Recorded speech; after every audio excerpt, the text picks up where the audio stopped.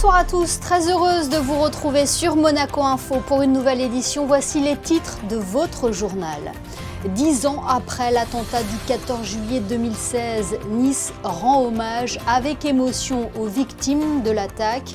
Le prince Albert II et la princesse Charlène ont pris part aux commémorations. Reportage à suivre dans quelques instants. Mieux découvrir la principauté à pied, c'est ce que propose l'application Visite Monaco City Walk. Elle propose des itinéraires dédiés pour explorer les différents quartiers en toute simplicité. La France n'ira pas en finale de la Coupe du Monde de football. Les Bleus ont été éliminés hier par l'Espagne, 2-0. Déception du côté des supporters tricolores. Nous étions à leur côté pour suivre cette demi-finale. Une déception qui contraste avec la grande satisfaction de l'Académie de l'AS Monaco qui figure parmi les 5 meilleurs centres de formation de France. Comment expliquer la renommée de l'Académie qui a fêté cette année ses 50 ans? Son directeur, Sébastien Muet, sera notre invité. Et enfin, l'E1 Series, de retour sur le plan d'eau monégasque. Les qualifications de ce championnat du monde de bateaux 100% électriques débutent dans 2 jours. Nous avons rencontré les pilotes du Team Monaco, Maxime Nocher et Oban Duncan. Beaucoup d'émotions hier soir à Nice où l'on commémorait les 10 ans de l'attentat du 14 juillet 2016. Plusieurs centaines de personnes se sont réunies pour rendre hommage aux 86 victimes de l'attaque du 14 juillet. Familles endeuillées, rescapés, habitants et élus ont partagé un moment de recueillement entre silence, lecture de textes, musique et souvenirs. Le couple princier avait tenu également à être présent. Le reportage à Nice de Patricia Navarro et Hugo Comaza. 10 ans après l'attentat qui a frappé la promenade des Anglais, Nice, la France et Monaco n'oublient pas. La grande cérémonie solennelle organisée place Masséna s'est ouverte sur une image saisissante. Ces 86 chaises bleues rappelant l'absence des personnes tuées sur la promenade des Anglais au soir du 14 juillet 2016. Et au cœur de la cérémonie, la voix de Léa. La jeune fille a bouleversé l'Assemblée en lisant un texte empreint de douceur, de dignité et d'espoir. Des mots pour dire l'absence, mais aussi la force de continuer à vivre malgré la douleur. Un seul être vous manque. Et tout est dépeuplé. J'ai essayé de me mettre dans une optique de compassion, parce que je n'ai pas vécu cet attentat, mais c'est quand même quelque chose de très ancré quand on vit à Nice, donc j'ai essayé de me mettre dans une optique de compassion. L'émotion était palpable tout au long de la soirée. Chaque visage, chaque regard rappelait que les blessures sont toujours présentes. Pour les proches des victimes, cette date reste celle d'un avant et d'un après. Anne Muris, présidente de l'association des familles de victimes, a perdu sa fille Camille dans l'attentat. 10 ans plus tard, elle poursuit sans relâche son engagement pour que les victimes ne soient jamais oubliées et pour transmettre leur mémoire. Au-delà des disparus, c'est un message que nous voulions adresser au plus grand nombre, aux familles des disparus, bien évidemment, un hommage aux disparus, mais également à toutes les personnes impactées et au-delà, à toutes les personnes qui sont solidaires autour de nous. Et pour moi, c'est important. Notre souffrance, enfin moi, c'est comme ça que je le conçois. Moi, ma souffrance, elle doit avoir une utilité pour transmettre, une utilité pour des messages. Mais quelque part aussi, si nos modèles de vie et nos modèles de reconstruction peuvent inspirer, c'est aussi important de savoir que même lorsque le pire nous arrive dans la vie, eh bien, on a toujours une petite force en soi qu'il faut essayer de raviver. Ça ne veut pas dire que ce soit facile, loin de là. Aux côtés des personnalités, des familles de victimes donc, et de nombreux anonymes. Certains viennent chaque année, d'autres participer pour la première fois à cet hommage. Tous partager le même besoin, se souvenir, soutenir les familles et affirmer que la barbarie ne fera jamais disparaître la mémoire de celles et ceux qui ont perdu la vie. C'était émouvant, c'était poignant et surtout quand il y a eu les 86 chaises honorées avec une feuille d'olivier. Donc on s'imagine toutes les personnes qui sont parties assises en train de regarder au loin en fait. Voilà, ils étaient avec nous ce soir-là. Ils étaient avec nous. Il était important pour nous d'être présents aujourd'hui puisque nous avons perdu 6 membres de notre famille lors de l'attentat. Et c'est vrai que ces moments-là sont importants déjà pour un devoir de mémoire et pour surtout ne pas oublier les 86 victimes et les 86 noms. À Nice, la mémoire reste donc vivante autour du souvenir des 86 victimes. Cet hommage, marquant les 10 ans de l'attentat, a permis de réaffirmer l'importance du souvenir et de la solidarité autour de celles et ceux qui portent le poids de cette tragédie. Et la commémoration des 10 ans de l'attentat du 14 juillet 2016 se poursuit tout au long de l'été avec des expositions proposées à Nice en hommage aux victimes. Des ruelles du Rocher aux avenues de Monte-Carlo, la principauté se dévoile désormais au fil d'un parcours pensé pour les visiteurs. Visite Monaco City Walk permet de se balader à pied de quartier en quartier en suivant plusieurs itinéraires au choix pensés et tracés pour faire découvrir un maximum de lieux emblématiques. Découvrir la principauté n'a jamais été aussi facile, comme vous le montre Yannick de Bever dans ce reportage réalisé avec Loïc Marage. Visite Monaco City Walk est le fruit d'une collaboration entre plusieurs départements de la principauté. L'objectif est de pouvoir visiter Monaco au maximum à pied sans devoir utiliser la voiture. C'est une aide qui s'ajoute à plusieurs autres dispositifs déjà pensés pour faciliter la mobilité à Monaco. De toutes les enquêtes que nous faisons, il ressort une difficulté à utiliser les ascenseurs notamment et les escalators pour les touristes parce que ça n'est pas d'usage dans beaucoup d'autres villes. Rentrer dans un immeuble, prendre un ascenseur public, ça n'est pas du tout naturel. Et donc nous avons identifié un manque de visibilité de ces cheminements pour les touristes. C'est ce qui a été complété. Et rien de mieux que d'essayer un itinéraire pour comprendre la facilité de déplacement qu'offre Visite Monaco City Walk. Donc là, Amélia, on est sous le panneau de l'itinéraire pour aller au Larvoto, c'est ça? Oui, exactement. Alors quand on est un visiteur à Monaco, qu'on soit hébergé dans un hôtel, puis c'est de la famille, on peut découvrir donc, la principauté à pied. Donc on a ces panneaux qui sont disposés en ville un petit peu partout. On a une centaine de panneaux que la direction de l'aménagement urbain a disposés les dernières semaines. Et donc pour retrouver plus de détails sur cet itinéraire qu'on a choisi aujourd'hui, on peut soit scanner le QR code sur le plan, voilà, ici, soit aller directement sur le site dédié citywalk.visitemonaco.com sur lequel on va retrouver les parkings recommandés, les itinéraires que nous avons sélectionnés avec nos équipes à la direction du tourisme, avec les points d'intérêt qui sont cliquables et qui vont à chaque fois renvoyer vers le site Visite Monaco. C'est traduit en 10 langues et sur lequel on pourra retrouver beaucoup plus d'informations sur chaque point d'intérêt. Donc là, Amélia, on est sur un point clé de l'itinéraire. Tout à fait, on arrive sur le célèbre virage en épingle du circuit de Monaco. On peut voir avec le décor naturel derrière. Et on voit encore d'ailleurs les aménagements pour les 3 grands prix qui ont eu lieu cette année entre le mois d'avril et le mois de juin. Donc un point touristique important de notre itinéraire. Exactement. Allez, bon on continue alors, direction la plage.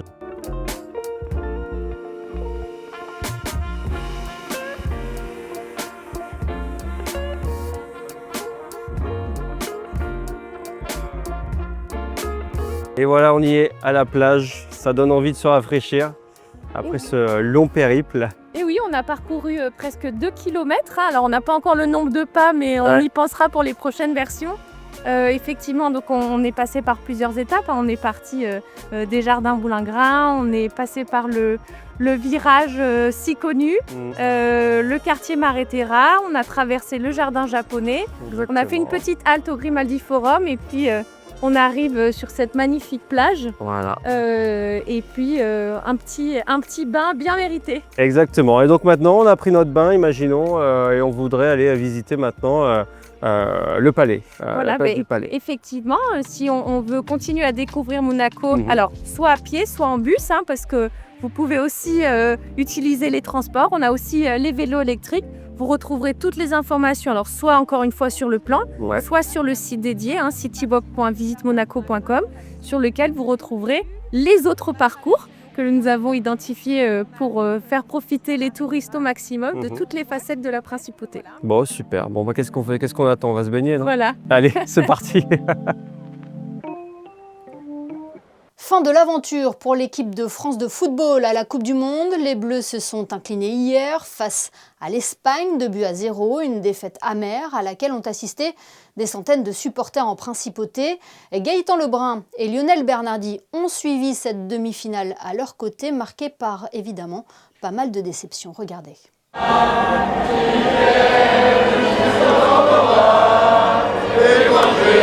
Drapeau tricolore, chant et hymne national, l'ambiance était électrique du coup d'envoi jusqu'au coup de sifflet final.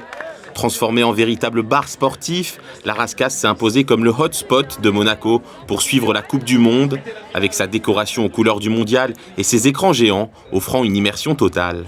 Alors on a eu une très bonne ambiance, ça fait plaisir d'avoir des bars comme ça qui font un peu sport et tout. Je suis venu voir tous les matchs de la France ici, avec des amis, vraiment exceptionnels. C'est sûr que la défaite, très déçu, on aurait préféré aller en finale, mais bon, pas grave, dans 4 ans. Malgré la défaite des Bleus, les supporters n'ont jamais cessé d'y croire. Preuve que même dans la défaite, les fans de l'équipe de France savent mettre le feu et soutenir leur équipe jusqu'au bout. Et la France ira chercher la 3e place de cette Coupe du Monde ce samedi à 23h. Le saviez-vous ?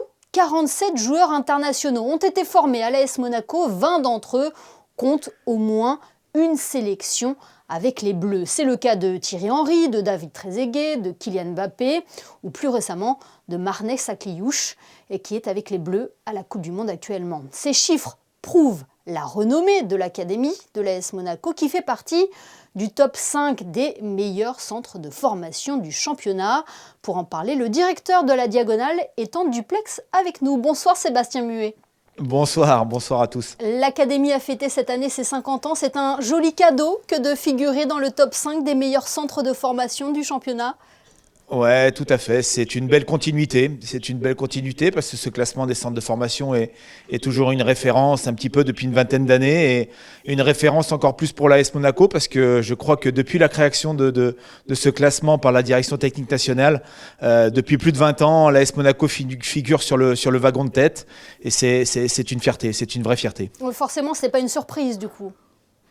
Non, c'est pas une surprise. Non, vous savez, il y a beaucoup de travail derrière, d'autant plus que aujourd'hui, ce classement-là reflète un certain nombre de paramètres, notamment un qui nous a un petit peu desservi cette année et qui peut-être nous aurait permis d'avoir des places plus importantes, mais c'est lié à la stratégie du club et cette fameuse professionnalisation, ce nombre de contrats pro signés par des jeunes joueurs de l'académie qui est un petit peu plus faible que les autres, mais qui est une réponse stratégique parce qu'on a l'intention de conserver nos jeunes joueurs le plus longtemps possible challenger d'un contrat professionnel et qu'un contrat professionnel ça se mérite et que dans les mois qui viennent, ces jeunes garçons-là qui sont engagés sur un contrat stagiaire signeront un contrat professionnel très rapidement.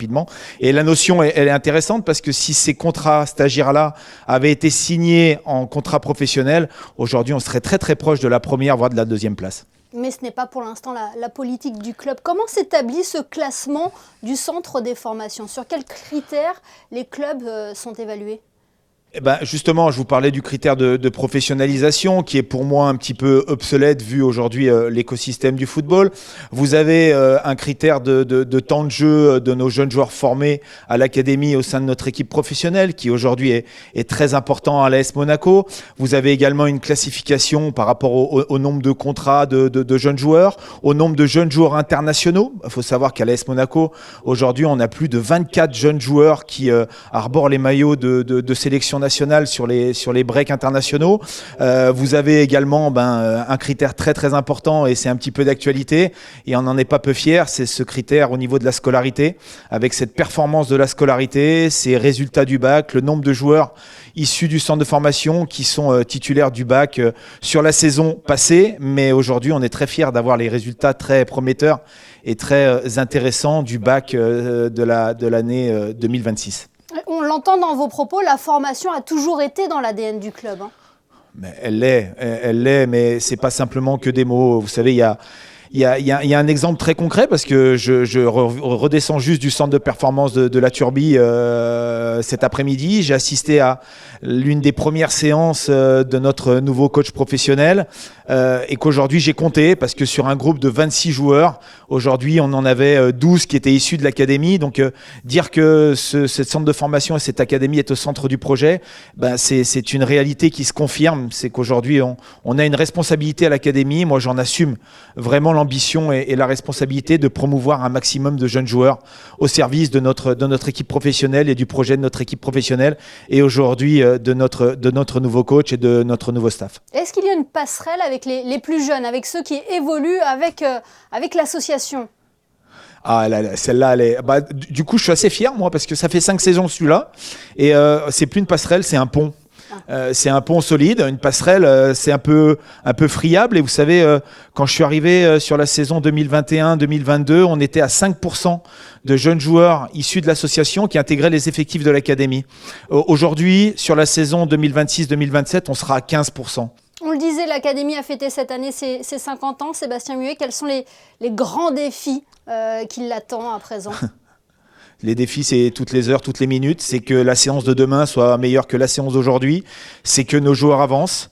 C'est que nos joueurs progressent. Que nos joueurs aient des valeurs de travail qui les amèneront à certainement évoluer au plus haut niveau, mais surtout à rester des gens structurés, équilibrés et qui sont capables de rayonner dans la vie active et sur les terrains de football et de garder cette motivation, de garder cet enthousiasme pour encore pousser nos limites. Je crois que c'est ça qui m'anime et qui anime toute l'équipe de la Diagonale que j'ai derrière moi.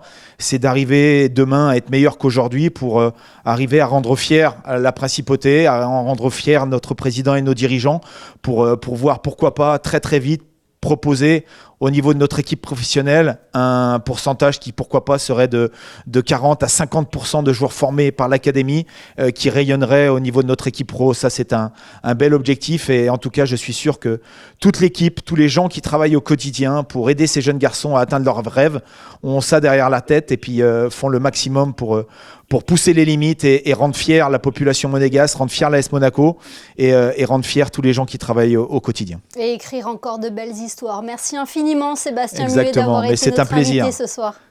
C'est toujours un plaisir. Je vous souhaite une bonne soirée et puis au plaisir de repartager avec vous. Merci infiniment. L'E1 Series débarque à Monaco à 2 jours du début des qualifications du championnat du monde de bateaux 100% électriques. Les équipes prennent leur marque et il y en a une qui veut particulièrement se distinguer à domicile. C'est le Team Monaco emmené par Maxime Nochet et Oban Duncan.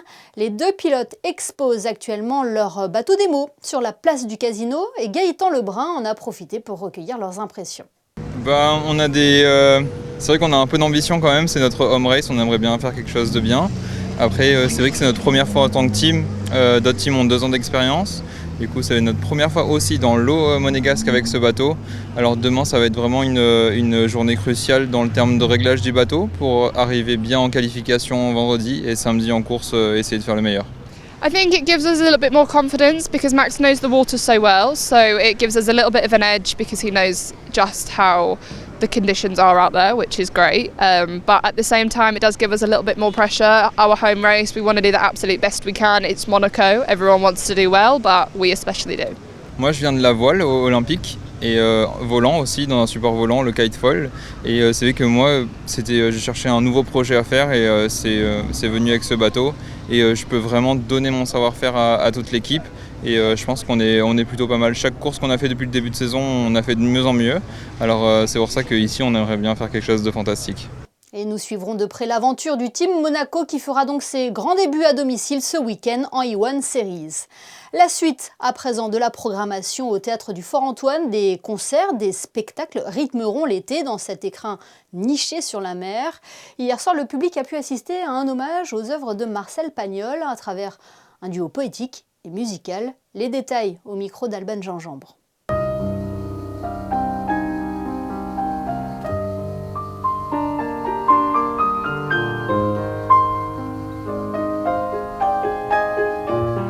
Lorsque je parvins au coin de la longue bâtisse, je risquai un œil. Sur la terrasse, il n'y avait personne, mais j'entendis le son d'un piano. Nicolas Pagnol a eu l'idée de faire un spectacle vivant qui compilerait les plus beaux moments de l'œuvre de son grand-père où il est question d'amour. C'est un véritable duo entre les mots et la musique. Frank Ciup a composé l'équivalent, je le dis souvent, d'une bande originale, ce qui fait que le spectacle a quelque chose d'un peu cinématographique parce qu'on se balade au travers de l'œuvre de Marcel, des succès comme La gloire de mon père, Le château de ma mère, Marius, mais aussi des choses plus confidentielles, des correspondances, et tout cela au gré de la musique qui ne complète pas les mots, mais qui parfois dit ce que les silences ne peuvent pas dire. Et c'est pour ça que c'est un tout cohérent où justement les notes et les mots trouvent leur place justement dans cette œuvre pléthorique qui est celle de Marcel Pagnol. Comme les premières gouttes d'une pluie d'été, puis elles se rapprochèrent et se réunirent en accords triples et quadruples qui tombaient en cascade les uns sur les autres, soudainement troués par une rebondissante grêle de notes rapides, tandis que le tonnerre grondait au loin dans de sombres basses qui résonnaient jusqu'au fond de ma poitrine. Pagnol adorait la musique et Pagnol adorait le piano. Petite confidence, notre rencontre avec justement Nicolas s'est passée parce que j'ai par hasard un jour acheté aux enchères le piano de Marcel Pagnol, le piano Yamaha, le même que celui-ci de Marcel Pagnol. Ça, c'est une parenthèse. Mais Pagnol avait quelque chose de très très musical dans sa partition littéraire, c'est qu'il avait un rythme.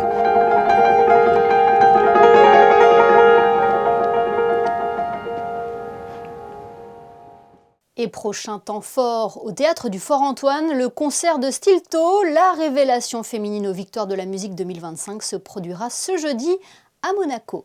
Ce journal touche à sa fin. Merci de nous avoir suivis. Dans quelques instants, les prévisions météo de Sarah Inkari. On se quitte avec l'instant rétro de Manuel Vitali qui vous propose ce soir de replonger dans l'exposition estivale du Grimaldi Forum New York, New York. Une exposition présentée il y a 20 ans et qui avait séduit de nombreux visiteurs. Passez une excellente soirée et à demain, 19h, pour un nouveau JT sur Monaco Info.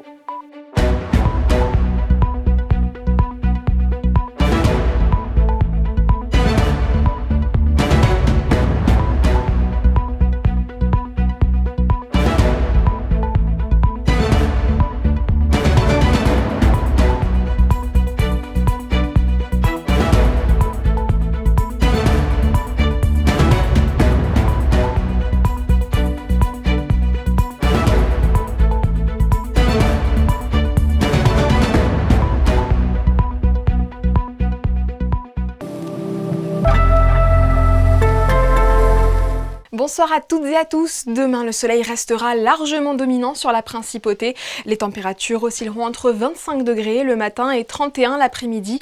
Et l'air devrait se rafraîchir un peu plus en fin de journée et en soirée puisqu'un risque d'orage est signalé par Météo France. Nous fêterons ce jeudi Notre-Dame du Mont-Carmel, une fête importante du calendrier catholique. Et puis pour l'anecdote, c'était un 16 juillet en 1969, la mission Apollo 11 décollait de Cap Canaveral avec notamment Neil Armstrong à son bord. 4 jours plus tard, l'homme marchait pour la première fois sur la Lune. Belle soirée à vous sur Monaco Info.